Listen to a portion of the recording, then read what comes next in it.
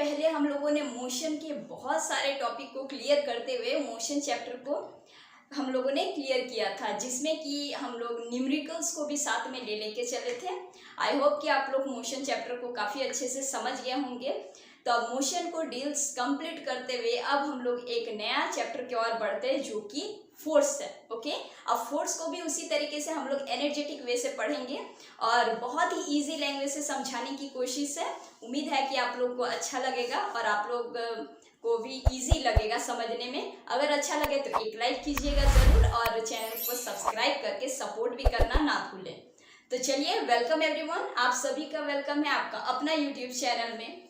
तो यहाँ पे आज हम लोग कंप्लीट करने वाले हैं फोर्स के टॉपिक को बस, ठीक है। बेसिक चीज़ हम लोग यहाँ पे समझेंगे, एक्चुअल में फोर्स है क्या वो समझेंगे और इस चीज़ को हम लोग क्लियर करते हुए, फोर्स को समझते हुए हम लोग एक एक टॉपिक की ओर बढ़ेंगे और फोर्स चैप्टर को भी समझने का कोशिश करेंगे इजी वे से। तो चलिए अब हम लोग समझते हैं कि what is force. Okay, so generally हम लोग क्या समझते हैं कि फोर्स इज पुल और बाय पुश। ओके, मतलब पुल और पुशिंग, यही सब चीज़ हम लोग समझते हैं। एनसीईआरटी में भी यही चीज़ दिया गया है पुल और पुश के बारे में। सो एग्जैक्टली अगर समझे तो ठीक है पुल और पुश, बट वही क्या पूरा फोर्स को डिफाइन करता है? नॉट, वो पूरा फोर्स को डिफाइन नहीं करता। अब हम लोग समझते हैं एक्चुअल में फोर्स का मीनिंग क्या होता है। देखिए यहाँ पे पहले हम लोग डेफिनेशन से यहाँ पे स्टार्ट करते हैं। Force is an external agent और cause capable of changing the state of rest or motion of a particular body once applied on it. Alright, मतलब फोर्स क्या है? फोर्स एक्चुअली एक एक्सटर्नल एजेंट है। फोर्स एक external agent है जो कि कैपेबल है कोई भी बॉडी को रेस्ट या फिर मोशन में लाने के लिए। अगर वो रेस्ट में है तो उसको वो मोशन में ले आएगा और अगर वो मोशन में है तो वो उसको रेस्ट में ले आएगा। मतलब कि एक्चुअल में फोर्स एक एजेंट है, वो कैपेबल है, वो एक एक्सटर्नल एजेंट है, मतलब बाहरी।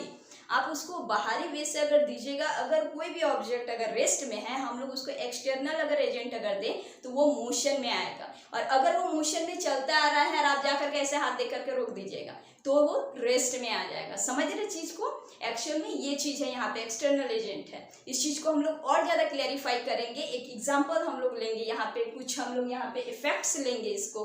देखिए इफेक्ट क्या होता है फोर्स का। फोर्स का इफेक्ट होता है pushing, okay, pushing, pulling, lifting, stretching, twisting and pressing. कोई भी चीज को पुश करना, कोई भी चीज को पुल करना, पुश करना, धकेलना, ओके। पुलिंग करना मतलब पुल करना, खींचना। लिफ्ट करना मतलब उठाना। स्ट्रेचिंग करना मतलब फैलाना।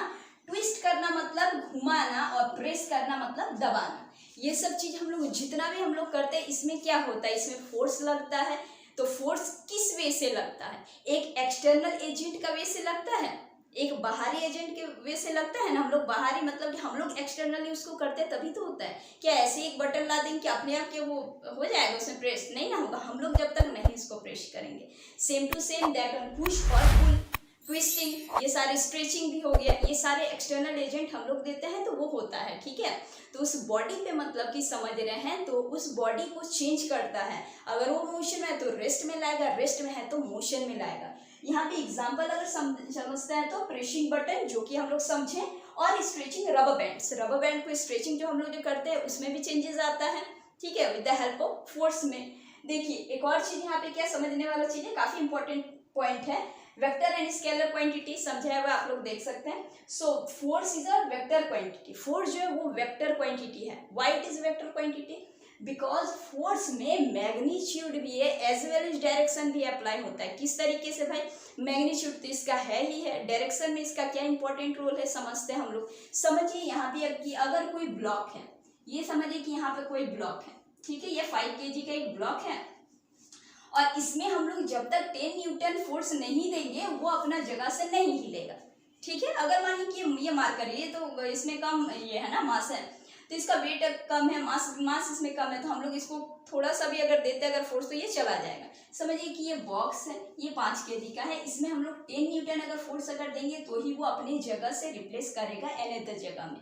इधर एक बॉय ए है समझिए, इधर बॉय बी है, ये भी यहाँ से ये भी यहाँ से 10 न्यूटन का फोर्स लगा रहा है, ये भी यहाँ से 10 न्यूटन का फोर्स इधर लगा रहा है, ये भी इधर लगा रहा है। जब दोनों एक दूसरा उसी बॉक्स पे अगर फोर्स अगर लगाए सेम न्यूटन फोर्स, तो क्या ये बॉक्स अपने जगह से हिलेगा? क्या वो आगे जाएगा? नहीं जा पाएगा, वो रेस्ट पोजीशन में ही रहेगा। वाई? बिकॉज दोनों साइड से उसका सेम एक्सटर्नल फोर्स हम लोग लगा रहे हैं, 10 न्यूटन 10 न्यूटन। अब ये तो खिसकेगा ही नहीं ना, तो हम लोग अब इस जगह पे अगर करेंगे, बॉय बी को भी इधर अगर ले आएंगे, सेम टू सेम इधर से 20 न्यूटन का अगर फोर्स अगर अप्लाई करें दोनों का मिला के, तो ये बॉक्स आराम से आगे चल जाएगा ना। तो यहाँ पे डायरेक्शन देख रहे कितना मैटर कर रहा है, मतलब सही डायरेक्शन की तरफ से हम लोग अगर फोर्स एक्सटर्नल फोर्स अगर लगाते हैं तो ही ये चीज यहाँ पे काम करता है। मतलब अगर समझे तो फोर्स में मैग्नीट्यूड भी देखिए इंपॉर्टेंट है, क्योंकि 10 न्यूटन इसको लगेगा तो ही वो खिसकेगा। अगर 5 न्यूटन अगर देते तो क्या खिसकता? डायरेक्शन इधर ही अगर रखता है, 5 न्यूटन अगर देते तो क्या खिसकता? नहीं खिसकता। ठीक है, तो यहाँ पे मैग्नीट्यूड भी इंपॉर्टेंट है, साथ साथ डायरेक्शन भी इंपॉर्टेंट है। तो यहाँ पे हम लोग कुल मिला के क्या चीज समझ रहे हैं कि फोर्स जो है वो एक एक्सटर्नल एजेंट है जो कि कोई भी बॉडी का स्टेट को चेंज करने में कैपेबल है, रेस्ट से मोशन में लाने के लिए या मोशन से रेस्ट में जाने के लिए। कुछ चीज और हम लोग यहाँ पे समझते, ये वेक्टर क्वांटिटी है, समझ में आया आप लोग को? इसका ऐसा यूनिट क्या होता है? अब भाई महान न्यूटन हम लोग तो समझ रहे हैं यहाँ पे, न्यूटन से ही। अच्छा, कुछ चीज यहाँ पे आप लोग समझिए जो कि एक्चुअली हिस्ट्री में भी अगर देखिएगा तो स्टार्टिंग में एरिस्टोटल ही आए थे यहाँ पे, और कुछ फोर्स का यहाँ पे कंसेप्ट रखे थे। उसके बाद गैलीलियो उस चीज को और क्लियरिटी करके कुछ अपने लॉज को दिए थे और उसको और ज़्यादा आगे बढ़ाए थे। उसके बाद हम लोगों के न्यूटन बाबा जो हैं, जानवे करते हैं, वो अपना तीनों कंसेप्ट रख के, तीनों लॉज रख के फोर्स को बहुत अच्छे तरीके से क्लैरिफाई किए थे, जो चीज़ आज भी हम लोग पढ़ते हैं। ठीक है, सो न्यूटन ऐसा यूनिट न्यूटन के ही नाम से रखा गया यहाँ पे, एन से। और इसका एक और यूनिट अगर देखिएगा CGS वाला, तो इसमें डाइन करके भी हम लोग एक पढ़ते हैं, इसको भी याद रखिएगा। और डायरेक्शन भी यहाँ पे काफी मैटर करता है। अगर आपका न्यूटन फोर्स, अगर आपका फोर्स इधर से अगर लग रहा है, ठीक है, इधर से, तो ये पॉजिटिव डायरेक्शन इधर हम लोग लेते हैं। तब हम लोग यहाँ पे अगर मानिए 10 न्यूटन का अगर फोर्स लग रहा है तो यहाँ पे +10 न्यूटन, मतलब कि पॉजिटिव हम लोग लेंगे। अगर वही अगर इधर अगर डायरेक्शन से अगर लगेगा तो यहाँ पे हम लोग -10 न्यूटन लेंगे। ऑलराइट, मतलब कि डायरेक्शन भी काफी इंपॉर्टेंट है। यही डायरेक्शन आप लोग का कहाँ इंपॉर्टेंट आएगा? न्यूमेरिकल्स में। न्यूमेरिकल्स में ये डायरेक्शन का और साइन कन्वेंशन देखने के लिए आप लोग का यहाँ पे काफी हेल्पफुल होगा। सो आज हम लोग फोर्स को यहाँ पे समझे कि फोर्स एक एक्सटर्नल एजेंट है जो कि कैपेबल है कोई भी बॉडी का ये चेंज करने के लिए, उसका स्टेट को चेंज करने के लिए। कुछ इफेक्ट्स भी हम लोग यहाँ पे देखें, pulling, pushing, lifting, twisting and pressing, और बहुत सारे इसके इफेक्ट हैं। कुछ एग्जांपल्स भी हम लोग समझे यहाँ पे, pressing button, stretching rubber bands, वो किस क्वांटिटी का है, वेक्टर क्वांटिटी, ऐसा यूनिट उसका क्या है, डायरेक्शन क्या मैटर करता है, मैग्नीट्यूड क्या मैटर करता है। छोटा छोटा कंसेप्ट को हम लोग इजी तरीके से समझे यहाँ पे। आई होप कि आप लोग को ये समझ में आया होगा। नेक्स्ट क्लास में हम लोग, नेक्स्ट लेक्चर में हम लोग कवर करेंगे, फोर्स से और ऊपर तक जाएंगे, उसका एक एक करके सारे टॉपिक को हम लोग लेंगे। और आई होप कि आप लोग को समझ में आएगा भी, क्योंकि हम काफ़ी कोशिश भी कर रहे हैं कि आप